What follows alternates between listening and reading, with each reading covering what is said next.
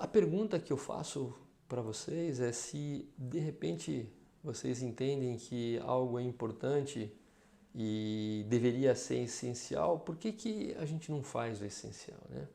Por que que muitas vezes algo que é importante para nós a gente acaba esquecendo de fazer no dia a dia, mesmo que aquela coisa seja importante? Ou seja, por que não fazemos o essencial?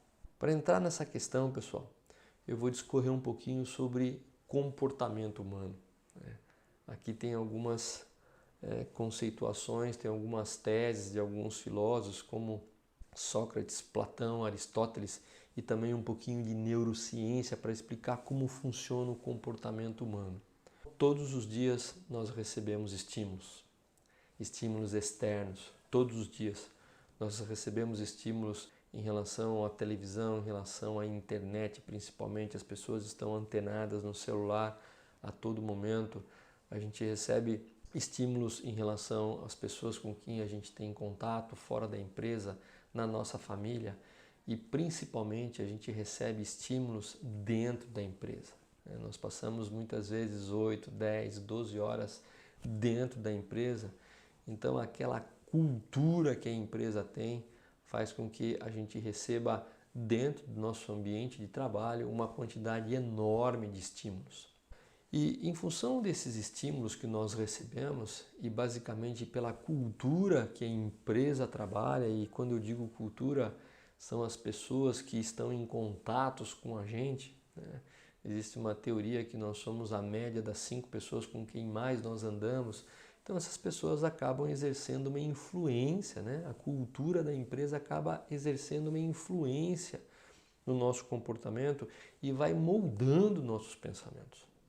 A partir do momento em que os meus pensamentos começam a ser moldados pelos estímulos externos, eu começo então a me comportar conforme esses pensamentos, né? Eu faço o que eu penso, né? Simples assim. Então eu começo a agir da forma com que os meus pensamentos são alimentados.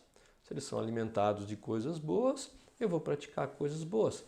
Se meus pensamentos são alimentados pelos estímulos externos com algo que não é tão bom, eu vou ter ações que não são tão boas. Portanto, eu começo a ter ações no meu dia a dia conforme os meus pensamentos. Se eu começo a repetir essas ações dia a dia, eu começo a fazer com que essas ações repetidas elas virem hábitos. Então, a partir do momento que eu vou repetindo, eu começo a criar um hábito. E com o tempo, uma vez que eu vá refinando, né, esse hábito, ele vai se consolidando na minha cabeça, na minha memória, e ele vira valor, né, a questão da valorização. Então, uma vez que ele foi consolidado, que ele virou valor, ele vai para dentro do meu cérebro inconsciente. Então, ele passa um tempo na parte consciente, que é a parte do neocórtex, na qual as memórias ainda ficam ativas, é a parte mais lógica, mais racional. E depois que ele se consolida, ele vai para a parte inconsciente, que é o cérebro límbico, onde as emoções são guardadas e faz com que eu consiga fazer as coisas como se fosse um piloto automático. Então é assim que funciona o processo de comportamento humano. E aí aqui tem somente uma frase de Aristóteles que diz o seguinte: nós nos transformamos naquilo que praticamos com frequência. A perfeição, portanto, não é um fato isolado, é um hábito, né?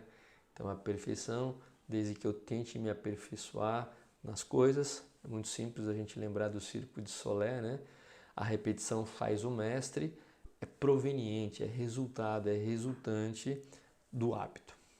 Pessoal, uma vez que eu crio um hábito, né, e ele vai ser valorizado e guardado na minha mente inconsciente, tudo começa pelo estímulo. Eu preciso ter estímulos no meu dia a dia relativo a padrões, que é o nosso tema de hoje, para que eu possa construir todo esse caminho e ele ser valorizado, ele ser consolidado para que as pessoas possam fazer no piloto automático. E aí eu faço uma pergunta para você, supervisor, coordenador, líder, encarregado, gerente de produção, né? Como você tem trabalhado com esses estímulos dentro da sua empresa, na cultura da sua empresa?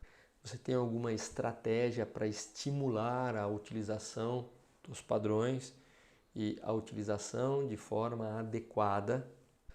São temas que você utiliza nas suas reuniões diárias com a sua equipe. Os padrões operacionais, eles são temas importantes para que você possa abranger nas reuniões semanais, nas reuniões diárias com a sua equipe. São temas, são foco de auditoria interna, né? Eu não sei que grau de auditoria você está, principalmente o mercado automotivo tem muita auditoria, o mercado industrial não tanto, a área industrial não tanto, mas também tem, está começando a aumentar cada vez mais, mas você costuma fazer auditorias internas regulares e o tema padrão operacional ele é auditado, fazendo com que as pessoas possam perceber que a liderança valoriza a utilização e a execução dos padrões operacionais, né? Ele está na rotina do dia a dia do supervisor, ele está na rotina do dia a dia do líder, a valorização dos padrões. É cultura da empresa valorizar, cobrar, mostrar as consequências para a operação, quando se usa ou quando não se usam os padrões. Então são perguntas que eu faço e deixo para que você possa refletir, que tem a ver diretamente com os estímulos que a liderança deve exercer, deve executar para o uso correto dos padrões.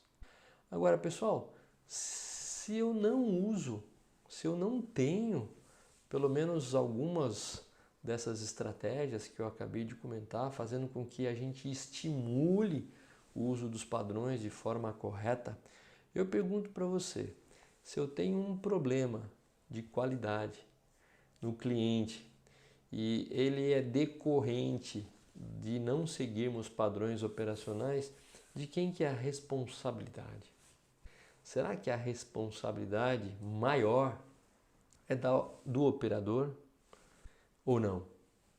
Eu deixo um pouquinho essa reflexão para você. E não é incomum, pessoal, nós termos problema no cliente final. Alguns dentro da empresa, em função da quantidade, ele vaza para o cliente. Nem muitas pessoas fazendo inspeção 100%, se tiver muitos problemas, vai chegar no cliente. E muitas vezes a gente observa que aquele padrão que poderia ter evitado, ele não foi devidamente seguido. Agora, de quem que é a responsabilidade maior? Agora que você entende todo esse processo de comportamento, será que a responsabilidade maior é do operador? Então eu deixo aí para você refletir um pouquinho sobre essa questão.